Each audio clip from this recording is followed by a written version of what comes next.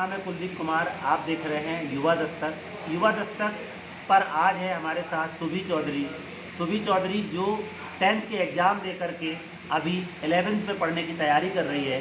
सुभी के बहुत सारे सपने हैं और बहुत सारी कन्फ्यूजन भी है कि ज़िंदगी में करना क्या है, 10th के बाद क्या पढ़ाई करें, ये भी सोचती है। और कभी कभार उसको समझ में नहीं आता कि हम, कोई बोलता है डॉक्टर बनना है, कोई बोलता है इंजीनियर बनना है, कोई बोलता है वकील बनना है, करें क्या करें, हम कॉमर्स पढ़ें, मैथ पढ़ें, साइंस पढ़ें इस दौर में। और ये न केवल सुभी की बात है, तमाम युवा साथी जो इस दौर पे आते हैं, जब 11th के बाद उनको आगे 10th के बाद पढ़ाई करना होती है, तो वो कन्फ्यूजन की स्थिति में जाते हैं। और ऐसे में ज़रूरत होती है कि उनको सही मार्गदर्शन मिले, सही डायरेक्शन मिले, तो हर एक युवा कुछ बन सकता है। ख़ास तौर से दलित कम्युनिटी से आने वाली सुभी चौधरी के बहुत सारे सपने हैं जिनको वो पूरा करना चाहती हैं। और उन्होंने तय किया है कि मुझे अपने गांव में ही नहीं, अपने पूरे ज़िले में एक नाम बनाना है, एक नाम रोशन करना है, ताकि लोग जानें कि लड़कियां किसी से कम नहीं हैं, वो आगे बहुत कुछ कर सकती हैं। बाबा साहब अम्बेडकर और संविधान को भी वो जान रही है, समझ रही है, और इन तमाम सपनों के साथ वो लगातार सोचती है और कोशिश कर रही है। आज युवा दस्तक के मंच पर सुभी चौधरी आई है और हम सुभी के साथ बात करेंगे कि उनके दिमाग में क्या क्या चल रहा है, वो क्या करना चाहती है, उनके सपने क्या हैं। युवा दस्तक ऐसे ही युवाओं का प्लेटफार्म है जहाँ पे वो युवाओं के साथ बात करता है कि उनके सपने क्या हैं, उनके सपनों को दूसरे युवा कैसे सीख सकते हैं, कैसे जान सकते हैं, ताकि एक पूरे देश में नेटवर्क बने और वो एक दूसरे को जान पाएँ और समझ पाएँ। तो सुभी, आपका स्वागत है। आप अपना परिचय बताइए और क्या करना चाहते हैं। सभी को जय हिंद। मेरा नाम सुभी चौधरी है। मैं क्लास 10 में पढ़ती हूँ। अभी मैंने बोर्ड एग्ज़ाम दिए हैं और मैं कंप्यूटर से मैंने 10th की है। जी। अब मैं 11th में आने वाली हूँ। मुझे यूपीएससी की तैयारी करनी है, मुझे आईएएस बनना है, बट मैं बहुत ज़्यादा कंफ्यूज हूँ कि मैं कौन सा सब्जेक्ट लूँ। बायो, मैथ, कॉमर्स, आर्ट, इन सब में बहुत ही ज़्यादा मतलब एक उलझन जैसी है, समझ में नहीं आ रहा कि क्या करूँ, क्योंकि यूपीएससी की तैयारी करनी और कोई बताने वाला भी नहीं मिल रहा कि आप ये करो, मतलब तो इससे मैं बहुत ही ज़्यादा कंफ्यूज हूँ। तो सुभी बता रही है, क्योंकि ये निश्चित तौर से हर एक युवा के ज़िंदगी में ये पड़ाव जरूर आता है जब वो कन्फ्यूजन की स्थिति में जाता है। और ख़ास तौर से दलित समुदाय में इस तरीके का नॉलेज नहीं है। जहाँ से सुभी आती है, बुंदेलखंड का इलाका है, कि कैसे उसको आगे बढ़ना है। वो आईएएस बनना चाहती है, लेकिन उसको कोई गाइड और मेंटर करने वाला नहीं है। युवा दस्तक में बहुत तमाम सारे साथी अगर सुभी को देख रहे हैं, मैं अपील करना चाहूँगा कि वो ऐसी युवाओं को काउंसलिंग करने में अगर मदद कर सकते हैं तो ज़रूर उन तक पहुँच बनाते हुए उनको गाइड करें, क्योंकि हमारे बहुत सारे युवा इसी गाइडेंस के ना मिलने के चक्कर में अपने आगे की पढ़ाई और अपना करियर का रास्ता बदल जाता है। तो सुभी, आप अपने मिशन पे लगे रहिए, कोई ना कोई रास्ता ज़रूर निकलेगा। आप अपने थोड़ा संघर्ष के बारे में बताइए कि आप किस गांव से आते हैं और गांव में और लड़कियों के हालात क्या हैं। आपके जैसी कितनी लड़कियां जो पढ़ रही हैं। मैं जमुनिया गांव से हूँ और मतलब यहाँ पर पढ़ाई करने के लिए ललितपुर में रहती हूँ। और मैं जिस विद्यालय में पढ़ती हूँ उसका नाम एसडीएस है, इंटर कॉलेज। और मेरे बहुत सारे फ्रेंड्स जुड़े हुए हैं, मतलब मेरी ही एज के हैं, लगभग 10-15 निकलेंगे। और लड़कियां ज़्यादा हैं उसमें, तो लड़कियों को भी बहुत ज़्यादा कंफ्यूज रहता है। कभी उनके माँ बाप उनको पढ़ने नहीं जाने देते, कभी वो नहीं जाती, कभी समस्या रहती, हर चीज़ की प्रॉब्लम रहती है उनके पास। तो मतलब वो कभी गांव जाओ तो वो बोलती भी है कि हमारे साथ ऐसा है, कुछ सॉल्यूशन दो जिससे हम आगे बढ़ पाएँ। तो उनके साथ भी मीटिंग वगैरह करते हैं, उनको बताते हैं कि ऐसा करो ऐसा करो, मतलब लेकिन हम भी इतने कंफ्यूज हैं तो ज़्यादा तो नहीं बता सकते, लेकिन थोड़ा बहुत तो बताते हैं, इसीलिए। तो लड़कियों के क्या हालात हैं? क्या लड़कियां स्कूल तक जा पाती हैं? स्कूल में किस तरीके का माहौल रहता है? आपको अवसर मिलते हैं या फिर भेदभाव होता है? या लड़कियों का जो स्कूल जाने का प्रतिशत है वो बहुत कम रहता है? खासतौर से लड़कियों को बोला जाता है कि आप घर में रहिए, आपको पढ़ के क्या करना है। तो इस तरीके की सोच आपने देखी है अपने आसपास, अपने गाँव में? मैंने अपने गांव में बहुत ज़्यादा ही ऐसी सोच देखी है, क्योंकि गांव है, गांव की लेडी से क्या कुछ नहीं बोलती। अगर लड़की हम बाहर निकले, दिन हो या रात हो, 1-2 बज रहे हो, तो लड़की है, कहाँ जा रही, क्या कर रही, मतलब इस पर बहुत ज़्यादा रोक टोक रहती है। और इसी के दौरान लड़कियां अगर स्कूल में जाएं तो माँ बाप बोलते हैं पढ़ के क्या कर लोगी, रोटी बनाओ, चलो काम करो, ये करो वो करो। इसमें लड़कियां ज़्यादा व्यस्त हो जाती, बट वो पढ़ना चाहती हैं लेकिन उनको नहीं पढ़ाती। अगर वो 12th कर लेंगी, बहुत पढ़ लिया, उनकी शादी हो जाती, क्योंकि जहाँ से उनको पढ़ाई शुरू करनी चाहिए वहीं से उनकी पढ़ाई खत्म हो जाती।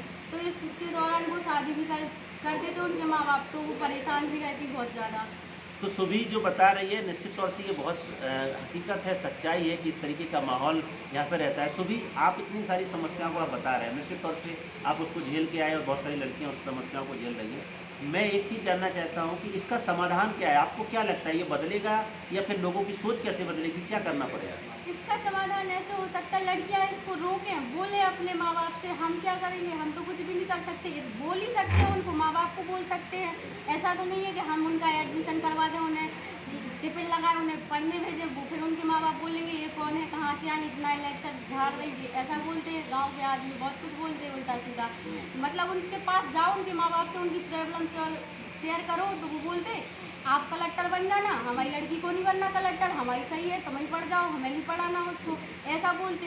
लेकिन लड़कियां इसको समझती नहीं। लड़कियां बोलती, अगर माँ बाप रात को बोल दें कि तुम्हें ऐसा नहीं करना, उनके साथ नहीं बैठना, तो वो बोलती कि हमारे मम्मी पापा ऐसा बोल रहे थे, तुम क्या कर लोगी, हमें नहीं तुम्हारे साथ बैठना। कुछ लड़कियां इस दिशा में चली जाती।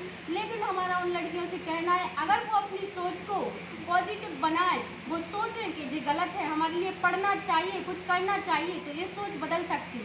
गांव वालों की, शहर वालों की, कहीं भी कुछ भी हो, बदल सकती। लड़कियां भी कुछ कर सकती, इसलिए उनको पढ़ना बहुत ही ज़रूरी है।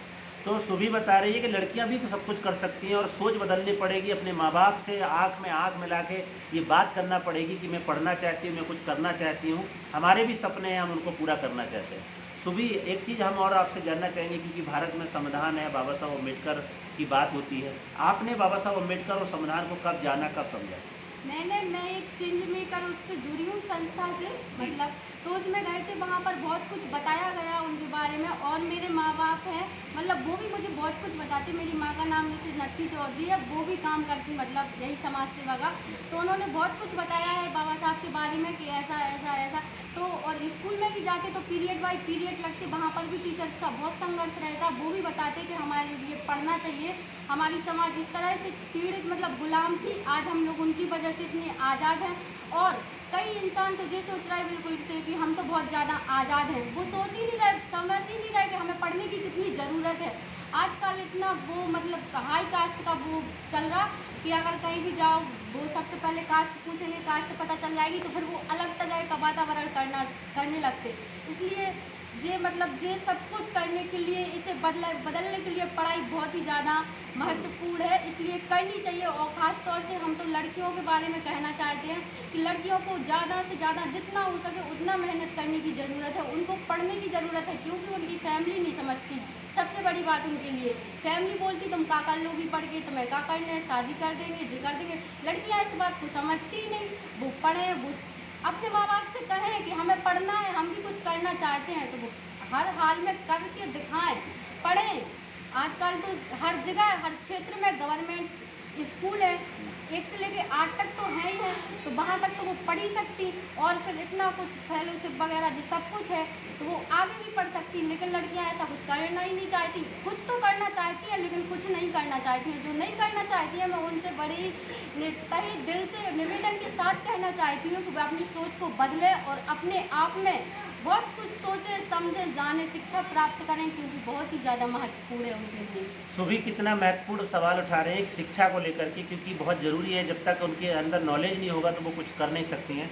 सुभी, आपने 2 बात करी, एक तो बात आपने आज़ादी की करी, दूसरी बात भेदभाव की करी। तो मैं ये जानना चाहता हूँ कि आपके गांव के, आपके इलाके के आसपास की लड़कियों को कितनी आज़ादी है और उनके साथ किस तरीके के, उनके साथ छुआछूत, भेदभाव या उनके प्रति जो पितृसत्तात्मक सोच है वो रहती है, तो उनको किस तरह फ्रीडम है, उसको आप कैसे देखते हैं और उनको किस तरीके का भेदभाव होता है उसको कैसे देखते हैं? कुछ लड़कियां हैं जो मतलब पढ़ भी रही हैं बहुत अच्छे से, उनके माँ बाप उनको लिए पढ़ा भी रहे हैं, लेकिन कुछ उन्हीं में से ऐसी हैं जो नहीं भी पढ़ रही हैं, घर की गृहस्थी में, काम में, रोटी वगैरह इसमें बिजी है बहुत ज़्यादा।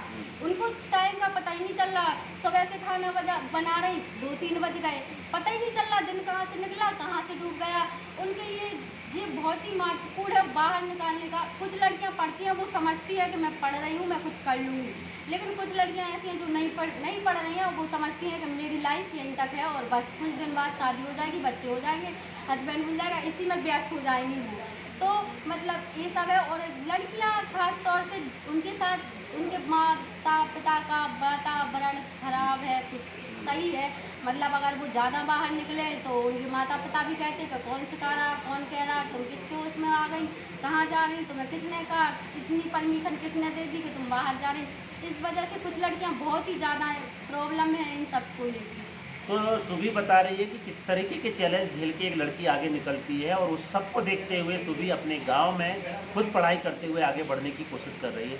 सुभी को आज तमाम युवा साथी जो देख रहे हैं, निश्चित तौर से उनके इस संघर्ष से आप भी सीख ले सकते हैं कि कैसे सुभी उनसे टक्कर लेते हुए अपने मिशन को आगे बढ़ा रही है, अपने जज्बे को कायम रखते हुए पढ़ाई भी कर रही है और आगे सपने को लेकर के जीते हुए आगे हौसलों के साथ काम कर रही है। सुभी युवा दस्तक में बहुत लड़कियाँ आपको देख रही हैं, खासतौर से गर्ल्स ही, उनको आपका क्या संदेश, उनको क्या मैसेज देंगे?